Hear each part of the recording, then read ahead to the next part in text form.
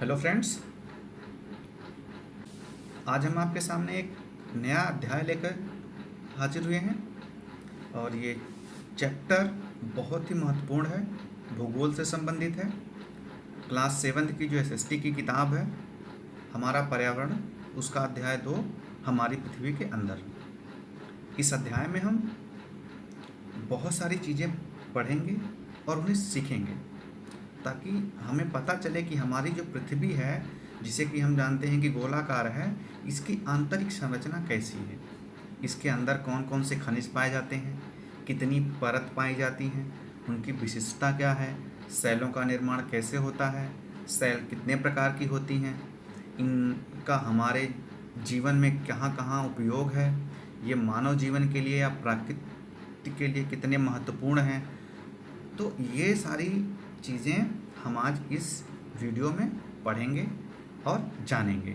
तो आप सभी से निवेदन है कि आप इसको ध्यानपूर्वक पढ़िए और केवल 7वीं क्लास के ही बच्चे नहीं, इसके अलावा भी आप कोई तैयारी करते हैं बहुत, या कोई यूपीएससी आईएएस की कर रहे हैं, सीटेट की कर रहे हैं, बैंक की एसएससी की कर रहे हैं, आप 11th-12th के ही बच्चे हैं, तो आपको इसके बारे में जानना चाहिए क्योंकि ये जो टॉपिक है इसमें बहुत सारे ऐसे फैक्ट्स हैं, बहुत सारी ऐसी सूचनाएं हैं, ऐसे ऐसे ज्ञान की बातें हैं जो आपको आगे बहुत काम आएंगी। चाहे आप जीके में या जीएस में बहुत सारी चीज़ें पूछी जाती हैं क्योंकि पृथ्वी एक जब भी आप कोई परीक्षा की तैयारी करते हैं तो उसमें पृथ्वी जो है, हमारी पृथ्वी और इसकी संरचना जो है सबसे महत्वपूर्ण टॉपिक में से माना जाता है और वहाँ से प्रश्न हमेशा उठते हैं।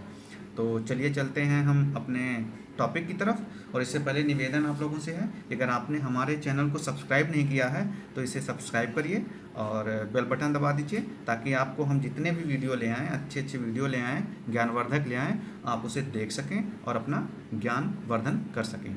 तो हम चलते हैं अपने टॉपिक की तरफ और आज का हमारा टॉपिक है हमारी पृथ्वी। तो जैसा कि आपको हमको टॉपिक से ही पता है कि आज का हमारा टॉपिक क्या है, हमारी पृथ्वी। तो हमारी पृथ्वी पे हम पढ़ेंगे कि हमारी पृथ्वी के अंदर क्या क्या चीज़ें हैं, कैसी इसकी बनावट है। तो आप अगर इसका जो पहली पंक्ति है वो पढ़ें तो लिखा है कि हमारी पृथ्वी एक गतिशील ग्रह है। जैसा कि आप जानते हैं कि पृथ्वी निरंतर गति करती है, अपनी धुरी पे भी घूमती है और सूरज के चारों ओर चक्कर भी लगाती है।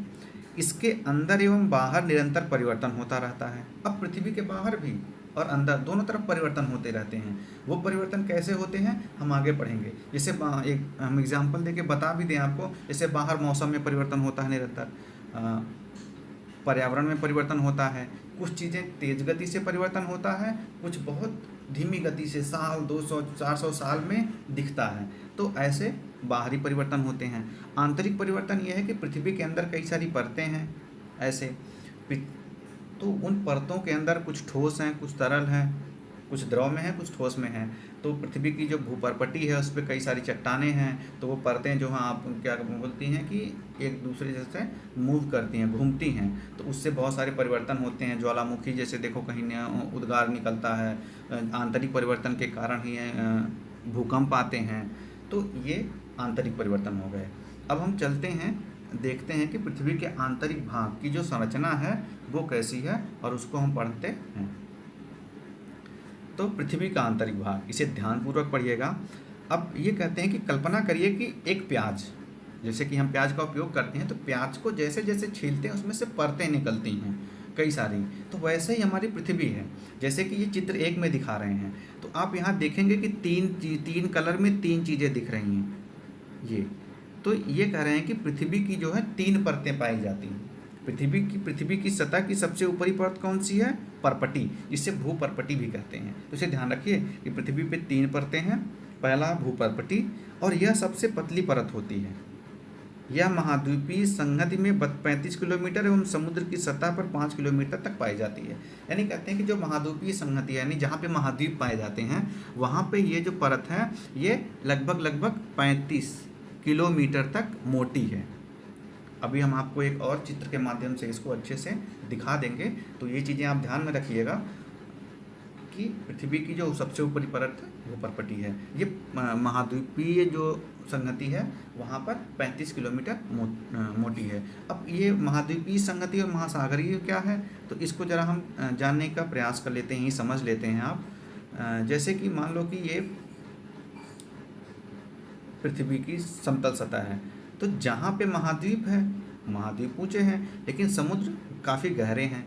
तो अगर सपोज कर लो भूपर्पटी यहीं ख़त्म हो रही है, ऐसी है, तो ये ज़्यादा इसकी दूरी है, तो ये मान लो 35 किलोमीटर है, और यहाँ कम पाई जाएगी। जितना गहरा समुद्र होगा वहाँ कम, तो वहाँ 5 किलोमीटर होगा। तो इसीलिए महाद्वीपीय और महासागरीय जो संगति है वहाँ पे पृथ्वी की भूपर्पटी की जो मोटाई है, यानी जो जितनी मोटी है उसमें अंतर पाया जाता है। तो ये महाद्वीपीय संगत पर 35 किलोमीटर और महासागरीय समुद्र सतह पर 5 किलोमीटर तक पाई जाती है। कहीं कहीं पर ये किसी किसी किताबों में भी इसमें अंतर है। कहीं कहीं पे कहा जाता है कि भूपर्पटी जो है 100 किलोमीटर तक, 0 से 100 किलोमीटर तक पाई जाती है। तो अक्सर एग्जाम में ये नहीं पूछा जाता कि कितने किलोमीटर तक पाई जाती है, लेकिन अगर पूछा भी जाता है तो आप जो एनसीईआरटी की किताब है वो बहुत ही स्टैंडर्ड मानी जाती है, तो आप वहाँ से उसको लिख सकते हो। अब इसके आगे हम पढ़ते हैं। महाद्वीपीय संहति मुख्य रूप से सिलिका एवं एल्युमिनियम जैसे खनिजों से बनी है। अब देखिए, जो भूपर्पटी के जो महाद्वीपीय संगति है, जो महाद्वीप हैं, यानी जैसे हमारी पृथ्वी है, तो पृथ्वी की जो ऊपरी सतह है भूपर्पटी, उस पर जो महाद्वीप बने हैं वो किससे बनी है? वो पर्पटी, वो मुख्यतः 2 तत्व उसमें पाए जाते हैं, 2 खनिज। कौन से? सिलिका और एल्युमिनियम। कौन से? सिलिका और एल्युमिनियम। ये आप याद रखिए, बहुत सारी परीक्षाओं में पूछा जाता है। और इन दोनों को मिलाकर के शॉर्ट फॉर्म में इसीलिए इसे Cl बोला जाता है। क्या? Cl, यानी C से सिलिका, L से एल्युमिनियम। तो पृथ्वी की जो ऊपरी पता भूपर्पटी वाली पता है, जो महासागरीय संगति है, वो किसकी बनी है? सिलिका और एल्युमिनियम की। तो आप ये ध्यान रखिए कि सिलिका एल्युमिनियम की बनी है। कौन सी? जो जो महाद्वीपीय संगति है।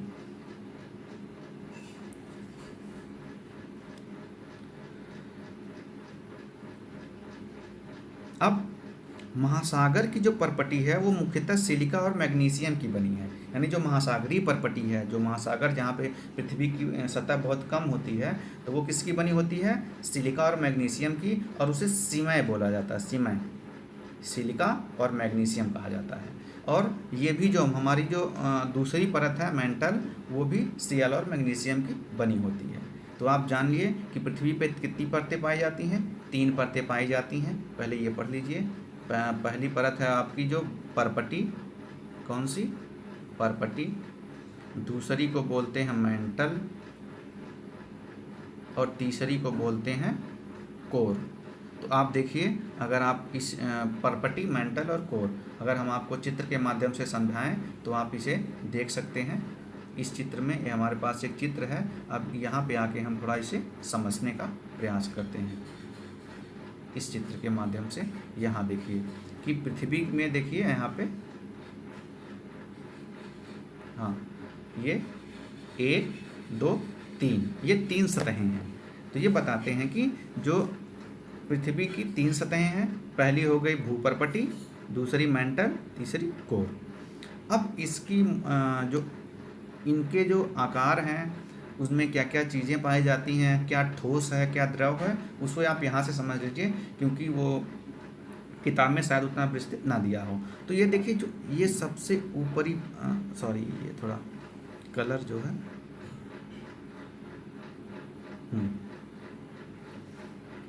ये आप देखिए, ये वाली परत, यानी यहाँ से ये ऊपर वाली जो थोड़ा हरी हरी दिख रही, जो पृथ्वी का आकार का है, और काली, ये सबसे पतली जो परत है ये भूपटल है, यानी भूपर्पटी है। इसे क्रस्ट बोलते हैं। क्या? इंग्लिश में क्रस्ट बोलते हैं। ग्रह की सतह पर 3 से 30 मील की दूरी के बीच बदलती है। तो मील की दूरी किलोमीटर से अधिक होती है। तो आप मान लीजिए सबसे ऊपर ये वाली परत है। इसके बाद आपकी जो दूसरी ये वाली परत है, इसे क्या बोलते हैं? आच्छादन, यानी वो मेंटल बोलते हैं।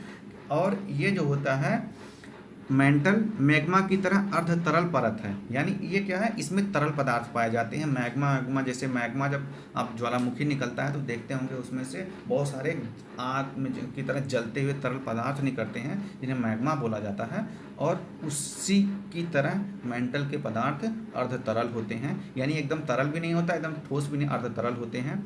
पिघला हुआ चट्टान होते हैं जो संवहन धाराओं के कारण चलता है। यानी इसमें पिघली मतलब जो धातुएं होती हैं वो तरल होती हैं, और इसी के ऊपर जो है भूप्रपट्टी की जो ये चट्टानें हैं वो क्या करती हैं, संवहन करती हैं यानी चलती हैं। तो ऐसा नहीं कि हमारी जो भूप्रपट्टी है उसकी चट्टानें भी उसके जो मेंटल है उसके ऊपर जो तरल पदार्थ है उसके ऊपर चलती हैं। इन्हीं कारण से पृथ्वी के अंदर बहुत सारे आंतरिक परिवर्तन आते हैं। अब पृथ्वी की जो तीसरी परत है वो कोर है, यहाँ से यहाँ तक। अब कोर भी दो कोर के दो हिस्सों में बांटा गया है। एक हिस्सा जो है वो तरल होता है, यानी ये वाला हिस्सा जो बाहरी कोर है वो क्या है कि जिसमें आंतरिक वो समान संरचना होती है, यानी ये भी तरल होता है। और लेकिन जो सबसे आंतरिक कोर होता है, अंदरूनी तत्व होता है, वो ठोस है। क्या है, ठोस है, यानी ये वाला हिस्सा ठोस है, ये वाला तरल है, ये वाला तरल है, लेकिन ये हिस्सा ठोस है। और पृथ्वी का ये वाला जो हिस्सा है ये भी ठोस है, यानी भूप्रपट्टी ठोस है, आपको हमको पता ही है। तो ये तो और इसमें जो है इस परत में जो कोर है, कोर में क्या पाया जाता है, निकल और लोहा। क्या, लोहा। यानी कि निकल को निकल बोलते हैं, लोहा को जो निकल और लोहा, ये चीज़ें हो गया।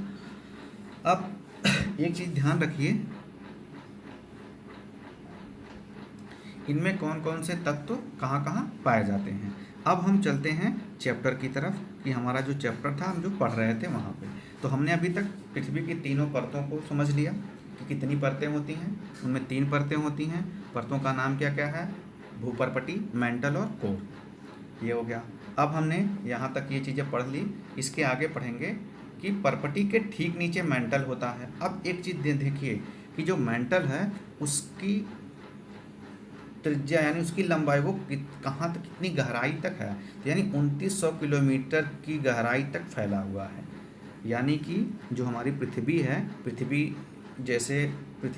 ऐसे गोल है, तो इसकी जो ये यहाँ से यहाँ तक त्रिज्या है, इसमें जो है 2900 किलोमीटर तक मेंटल है। यानी मेंटल और भूपर्पटी लगभग 35 है, और 35 से 2900 किलोमीटर तक क्या है, मेंटल।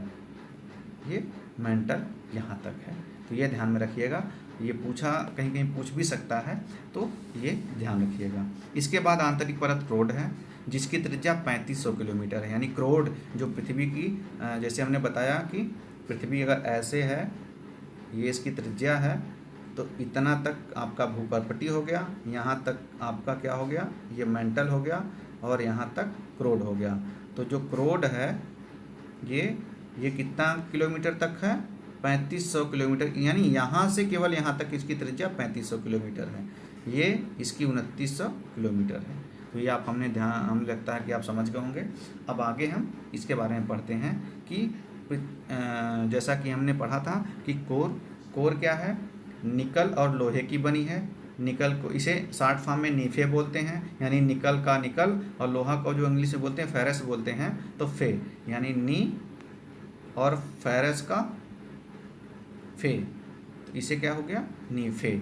ये ध्यान रखिएगा, शॉर्ट में कहीं पूछा जाता है कि कोर के किन खनिजों से बना है, या मेंटल किस खनिज से बना है, आपकी भूपर्पटी किस खनिज से बना है। ये बहुत महत्वपूर्ण प्रश्न है, तो आपने ध्यान रखिएगा। और केंद्रीय जो क्रोड है इसका तापमान एवं दाब काफ़ी उच्च होता है, तो इतनी चीज़ें ध्यान रखिएगा। अब ये तो पृथ्वी का हो गया। पृथ्वी के बारे में और भी कुछ सूचनाएं हैं, तो वो हम थोड़ा एक बार जान लीजिए। जैसे कि पृथ्वी का घनत्व, तो पृथ्वी पे सबसे जो ऊपरी परत है यानी परपटी, तो परपटी का घनत्व सबसे कम होता है, सबसे कम होता है। और जैसे जैसे नीचे जाएंगे वैसे वैसे घनत्व पृथ्वी का बढ़ता जाता है। तो ये पृथ्वी का जो परपटी है उसका घनत्व लगभग 3 है, लेकिन पृथ्वी का जो औसत घनत्व है वो 5.5 है। तो ये आप ध्यान रखिएगा। कहीं नोट कर लीजिए, दिमाग में बिठा लीजिए कि पृथ्वी पे जैसे ऊपर से हम नीचे जाते हैं, पृथ्वी का घनत्व और तापमान दोनों बढ़ता जाता है। पृथ्वी का जितने अंदर जाएंगे तापमान ही उतना बढ़ता जाता है, इसीलिए उसकी आंतरिक परतें कहीं कहीं पे काफ़ी ज़्यादा द्रवित हो जाती हैं, क्योंकि इतना ज़्यादा तापमान होता है। तो आप जानते हैं कि जैसे लोहे को भी अगर ज़्यादा गर्म करें तो क्या होता है, पिघल जाता है। तो जब तापमान ज़्यादा होता है तो धातुएं जो होती हैं, जो खनिज पदार्थ होते हैं, वो पिघल जाते हैं और द्रव के रूप में हो जाते हैं। तो हमको लगता है ये चीज़ें आप समझ गए होंगे कि पृथ्वी की जो हमारी जो आंतरिक संरचना क्या है। अब इसमें एक चीज़ और ये है कि पृथ्वी में हम एक जो पृथ्वी की जो आंतरिक तापमान है, वो दूरी जैसे जैसे अंदर जाते हैं, जैसे अगर हम 100 किलोमीटर जाते हैं अंदर, तो 100 किलोमीटर अंदर जाने के बाद पृथ्वी के तापमान में 12 सेल्सियस की वृद्धि होती है। कितनी? 100 किलोमीटर। अगर पृथ्वी जैसे है, ये पृथ्वी है और यहाँ से अगर हम 100 किलोमीटर यहाँ तक गए तो 12 सेल्सियस के तापमान में वृद्धि हो जाएगी। तो आप सोचिए पृथ्वी में कितने, पृथ्वी के अंदर का तापमान कितना होगा। और इसके अलावा यहाँ पे एक चीज़ ध्यान रखिए कि पृथ्वी जो है ये वाला, क्या आप जानते हैं पृथ्वी की त्रिज्या जैसे मेंटल की 2900 तक होती है, 3500 कोर की होती है, 35 तक होती है परपटी की, लेकिन पृथ्वी की त्रिज्या कितनी है? तो पृथ्वी की त्रिज्या बहुत ही इम्पोर्टेंट है, 6371 किलोमीटर। तो पृथ्वी की त्रिज्या यानी आपकी पृथ्वी हमारी क्या है, अगर हमारी पृथ्वी ऐसे गोल है तो इसका ये मध्य बिंदु है, तो यानी ये जो दूरी है ये 6371 किलोमीटर है। आप ध्यान रखिए, याद कर लीजिए। और इसके अलावा ये देखिए कि पृथ्वी की जो भूपर्पटी है वो पृथ्वी के घनत्व का केवल कितने प्रतिशत है? 0.5% है, 0.5% है। और पृथ्वी का जो मेंटल है वो 16% है। और पृथ्वी की जो क्रोड है वो 83% है। कितने? 83%। तो ये इसको एक बार मोटा मोटी समझ लीजिए कि सबसे कम भूपर्पटी है, फिर मेंटल है, फिर पूरा आयतन है, आयतन में उनका कितना हिस्सा है। तो अभी आज के लिए इस वीडियो में हम बस इतना ही पढ़ेंगे। अभी इसके बाद अगली वीडियो लाएंगे तो इसमें जो सेल और खनिज का हिस्सा है वो बताएंगे कि सेल और खनिज क्या होते हैं, सेल कितने प्रकार की होती हैं। तो आप अच्छे से हमने जो चीज़ें पढ़ाई हैं वीडियो में उसे आप, हमें लगता है, नोट कर लीजिए, उसे अच्छे से पढ़ लीजिए और अगली वीडियो का तब तक इंतज़ार करिए। धन्यवाद।